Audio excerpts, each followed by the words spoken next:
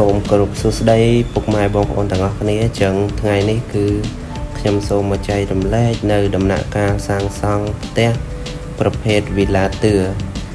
ជាដំបូងយើងត្រូវមានប្លង់ហើយយើងយកមកសិក្សានៅទីតាំងជាក់ស្ដែងដោយកំណត់ទីតាំងផ្ទះហើយនឹងយើងចាប់ផ្ដើមការងារកាយដីឲ្យដល់នីវ៉ូដែលយើងចង់បាន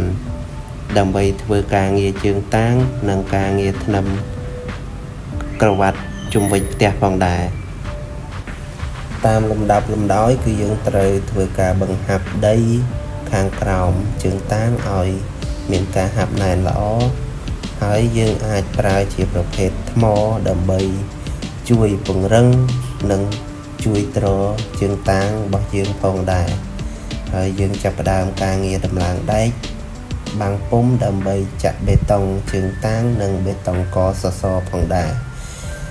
ចំពោះជើងតាំងរបស់យើងគឺយើងបន្តការងារធ្វើដដែលដោយយើងចាក់បេតុងត្រឹមកសសរសិនដើម្បីងាយស្រួលក្នុងការរៀបឥដ្ឋត្រថ្នាំក្រវ៉ាត់ខាងក្រោមហ្នឹងរួចរាល់ទើបយើងចាក់ថ្នាំក្រវ៉ាត់ម្ដងទៀត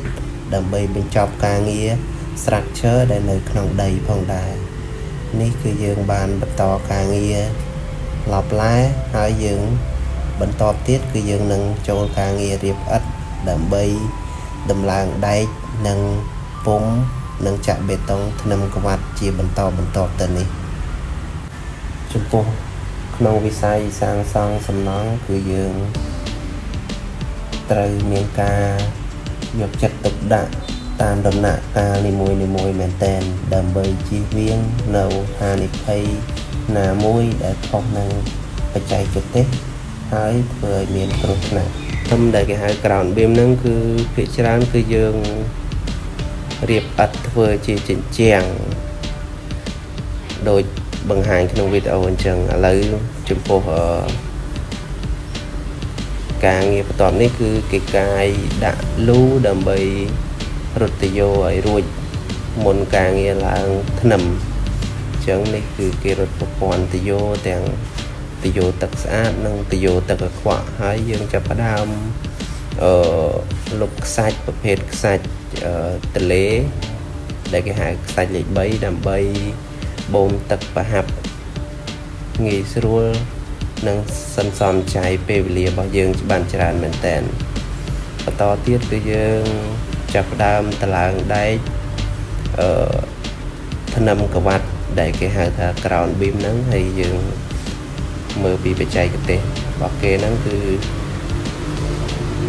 ពិតជាស្អាតមែនតើគេរៀបដែកហើយនឹងកាច់ប្រវែងប្រកបអីគឺត្រឹមត្រូវបន្ទាប់ពីតឡើងដែកថ្នាំរួចគឺយើងត្រូវតឡើងដែកតសដើម្បីបដោះឡើងទៅលើហើយមុននឹងចាក់បេតុងថ្នាំនេះគឺយើងបានចាក់បេតុងថ្នាំរួចហើយក៏យើងបំពេញដីបន្ថែមបន្ទាប់ពីចាក់ថ្នាំក្រវ៉ាត់រួចគឺយើងចាប់ផ្ដើមឡើងតសដៃតស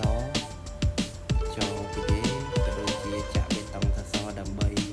យើងរៀបឥដ្ឋហាន់ជាជញ្ជាំងនិងដំឡើង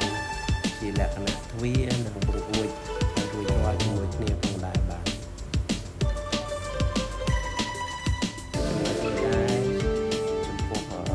ឥដ្ឋជញ្ជាំងខាងក្រៅគឺយើងប្រើជាលក្ខណៈឥដ្ឋ20ចំពោះជញ្ជាំងខាងក្នុងភាគច្រើនគឺយើងប្រើជាឥដ្ឋ10ហើយចំពោះ5ជួរឥដ្ឋខាងក្រៅគឺយើងប្រើជាលក្ខណៈឥដ្ឋតាន់ហើយយើងកូរឥដ្ឋតាន់5ឥដ្ឋប្រហោងគឺយើងកូរឥដ្ឋតាន់ម្ដងហើយយើងបន្តមកចាក់ថ្នាំក្រវ៉ាត់ខាងក្រៅដើម្បីឡើងសរថ្នាំដែលយើងជាន់ទី1ផងដែរហើយយើងរត់ដែកឲ្យគេរត់ដែកនេះយើងចាក់បេតុងរួចចាក់បេតុងថ្នាំជាន់ទី1ដើម្បីសុខភាពនៅឥដ្ឋដូចគ្នាផងដែរបាទចំពោះដំណាក់កាលនីមួយគឺអាស្រ័យទៅលើអ្នកសាងសង់ដែលជ្រើសរើសវិធីសាស្ត្រនិងដំណាក់កាល ណាមុនដំណាក់កាលណាក្រោយចំពោះអ្នកខ្លះគឺគេធ្វើការងារ structure ហើយមិនគេរៀបឥតក្រោយមានន័យថាគេចាក់ជើងតាំងចាក់កតសហើយគឺគេរត់ថ្នាំក្បាត់ហើយគឺឡើងតសឡើងថ្នាំជាន់ទី1 slab ហើយបន្លឡើងដល់ក្រោមខាងលើរួចរាល់ទើបយើងចូលការងាររៀបឥតតែក្នុងវីដេអូនេះគឺ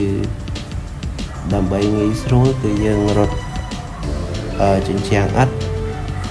ឡើងជាមួយនឹង structure ដំណាលគ្នាកលេចមកមើលវីដេអូយើងវិញគឺយើងឡើងដល់ជាន់ទី1ដែលហៅជាន់ឡើយតឿហ្នឹងដោយសារផ្ទះយើងជាប្រភេទផ្ទះឡើយតឿហើយយើងឡើងជញ្ជាំងហើយមានប្រហោងឥតខ្យល់ក៏ដូចជាទ្វារនិងក្អួចដែលធ្វើឲ្យងាយស្រួលក្នុងការប្រើប្រាស់នៅក្នុងបន្ទប់មានខ្យល់ចេញចូលគ្រប់គ្រាន់បន្ទាប់មកគឺយើងរត់ដែកថ្នាំបន្តនិងដែកតសជើងគប់ខាងលើដើម្បីត្រក្បឿងហើយនេះគឺយើងរត់ដែក slab ដើម្បីត្រទឹកភ្លៀង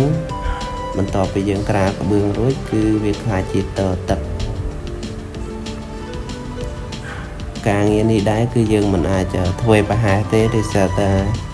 វាអាចមានបញ្ហាជ្រាបទឹកនៅថ្ងៃក្រោយដូច្នេះយើងត្រូវយកចិត្តទុកដាក់វាមែនទែន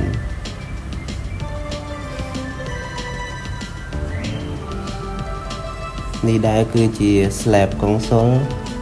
នៅផ្នែកខាងមុខផ្ទះដែលយើងរែងកញ្ច្រែងជា2ស្រទាប់ដូចគ្នាបងប្អូនដូចបានឃើញហើយអញ្ចឹងហើយបន្ទាប់ពីដំឡើងដែករួចរាល់គឺយើងចាប់ផ្ដើមការងារដែលត្រូវបាំងពុំក៏ដូចជាការងារចាក់បេតុងដើម្បីបញ្ចប់ការងារផងដែរបងប្អូនមើលវីដេអូគឺពិតជាស្រួលហើយលឿនមែនតើប៉ុន្តែជាក់ស្ដែងគឺត្រូវច្បាស់លាស់នឹងការងារនិងយកចិត្តទុកដាក់គ្រប់ដំណាក់កាល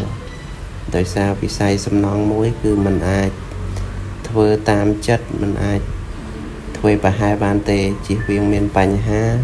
នៅថ្ងៃក្រោយបន្ទាប់ពីសាងសង់រួចអញ្ចឹងយើងឡើងដល់សសរជើងគប់និងត្រៀមចាក់ថ្នាំដើម្បីត្រដំបូលរបស់យើងផងដែរចំពោះការងារដំបូលនេះផងដែរគឺយើងជាដំបូងត្រូវដំឡើងឆ្អឹងគ្រោងឆ្អឹងរបស់ដំបូលគឺយើងអាចប្រើជាប្រភេទដែកទីបជ្រុងឬក៏ប្រភេទឈើដើម្បីស្រួលក្នុងការប្រក់ក្បឿង